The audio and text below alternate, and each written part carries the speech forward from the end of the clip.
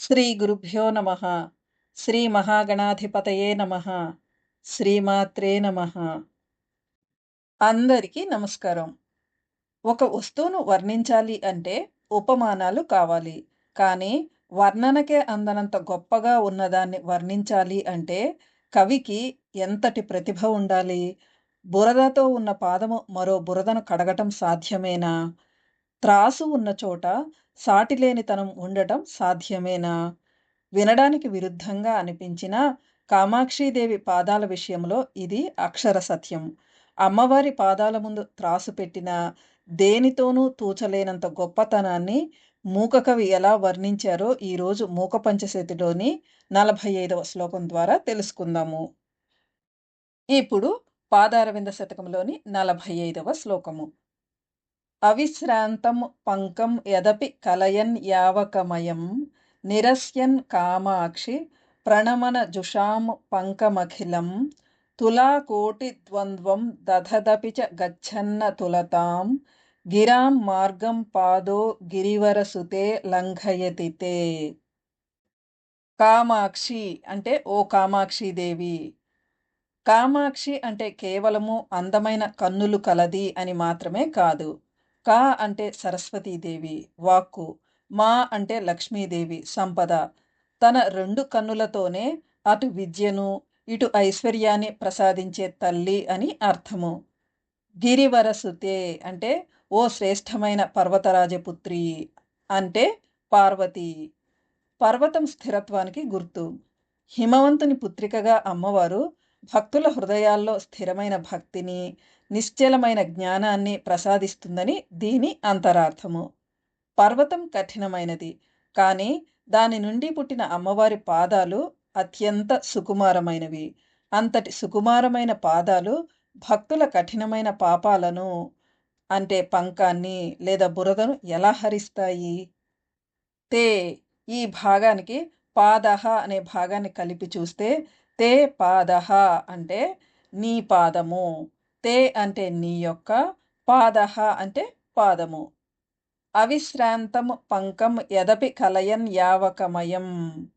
అవిశ్రాంతం పంకం యత్ అపి కలయన్ యావకమయం అంటే ఎల్లప్పుడూ ఏదైతే పారాణితో నిండిన బురదను కలిగి ఉన్నప్పటికీ. అవిశ్రాంతం అంటే ఎల్లప్పుడూ, యత్ అంటే ఏదైతే, యావకమయం అంటే పారాణితో నిండిన, పంకం అంటే బురదను, కలయన్ అపి అంటే కలిగి ఉన్నప్పటికీ. నిరస్యన్ ఈ భాగానికి ప్రణమన జుషాము పంకమఖిలం. ఈ భాగాన్ని కలిపి చూస్తే ప్రణమన జుషాము పంకమఖిలం నిరస్యన్ అంటే నమస్కరించే వారి సమస్తమైన బురదను తొలగిస్తూ. అమ్మవారి పాదాలు ఎల్లప్పుడూ ఎర్రని పారాణి అనే బురదను పూసుకుని ఉన్నాయని కవి ఇక్కడ వర్ణించారు. సామాన్యంగా బురద అంటుకుంటే పాదాలు అశుద్ధమవుతాయి. కానీ అమ్మవారి పాదాలకు ఉన్న ఈ పారాణి అనే పంకం మాత్రము భక్తుల పాపాలను కడిగివేసే పరమ పవిత్రమైనది. లోకంలో బురద అంటుకుంటే అశుద్ధం అంటాం.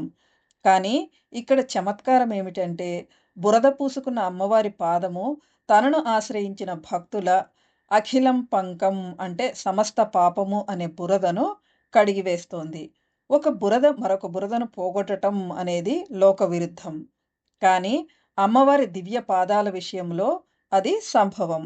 అంటే ఆమె పాద పారాణి భక్తుల కర్మలను హరించే శక్తి కలిగి ఉన్నది అని అర్థము. తులా కోటి ద్వంద్వం దధతపి చ గచ్చన్న తులతాం. తులా కోటి ద్వంద్వం దధత్ అపి చ గచ్చన్ అతులతాం అంటే అందెల జతను ధరించి ఉన్నప్పటికీ సాటిలేనితనమును పొందుతూ. తులా కోటి అంటే అందెలు అని ఒక అర్థము, త్రాసు యొక్క కొనలు అని మరో అర్థము.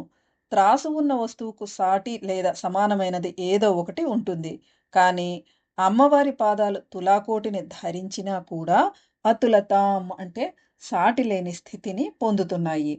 అంటే అమ్మవారి పాదాలకు సాటి రాగల వస్తువు ఈ లోకంలో మరేదీ లేదని భావం. లోకంలో ఏదైనా వస్తువును త్రాసులో పెట్టినప్పుడు దానికి సమానమైన తూకం గల మరొక వస్తువు ఉంటుంది. కానీ ఇక్కడ అమ్మవారి పాదాలు తులాకోటి అంటే త్రాసు వంటి అందెలు కలిగి ఉన్నప్పటికీ అవి అతులతాం అంటే సాటి లేని స్థితిని పొందుతున్నాయి. అందెలు ధరించిన పాదాలు అని భౌతికమైన అర్థమైతే, త్రాసుతో సంబంధం ఉన్నా కూడా దేనితోనూ తూచలేనంత గొప్పవి అని అంతరార్థము. ఇక్కడ అమ్మవారి పాద సౌందర్యాన్ని త్రాసులో పెట్టి తూచడానికి ఈ ప్రపంచంలో మరే వస్తువు సరిపోదని, అవి సాటిలేనివని చాలా అందంగా వర్ణించారు. గిరాం మార్గం ఈ భాగానికి లంఘయతి ఈ భాగాన్ని కలిపి చూస్తే గిరాం మార్గం లంఘయతి అంటే వాక్కుల యొక్క మార్గమును అతిక్రమిస్తోంది. గిరాం అంటే సరస్వతీదేవికి సంబంధించిన వాక్కు అని అర్థము. అమ్మవారి పాద సౌందర్యము లేదా వైభవము కేవలం సామాన్య మానవుల మాటలకే కాదు, సాక్షాత్తు వాగ్దేవి అయిన సరస్వతి యొక్క వర్ణనా పరిధికి కూడా అందనిది. మాటలు ఎక్కడి వరకు అయితే వెళ్ళగలవో ఆ దారిని గిరాం మార్గం అంటారు. వాక్కులు వాగ్దేవి అయిన సరస్వతి కూడా తన మాటలతో అమ్మవారి పాద సౌందర్యాన్ని పూర్తిగా వర్ణించలేదు. మూకకవి తాను పైన చెప్పిన చమత్కారాలన్నీ పంకము తులాకోటి కేవలం ఒక ప్రయత్నం మాత్రమేనని, అసలు అమ్మవారి పాదతత్వము బుద్ధికి మరియు వాక్కుకు అందని ఒక దివ్యమైన అనుభూతి అని ఇక్కడ ఒప్పుకుంటున్నారు. మొత్తం శ్లోక తాత్పర్యము. ఓ కామాక్షిదేవి, ఓ శ్రేష్టమైన పర్వతరాజపుత్రి, నీ పాదము ఎల్లప్పుడూ పారాణితో నిండిన బురదను కలిగి ఉన్నప్పటికీ నమస్కరించే వారి సమస్తమైన బురదను తొలగిస్తూ, అందెల జతను ధరించి ఉన్నప్పటికీ సాటిలేనితనమును పొందుతూ వాక్కుల యొక్క మార్గమును అతిక్రమిస్తోంది. ఇప్పుడు శ్లోకాన్ని మరొక మారు చదువుకుందాము.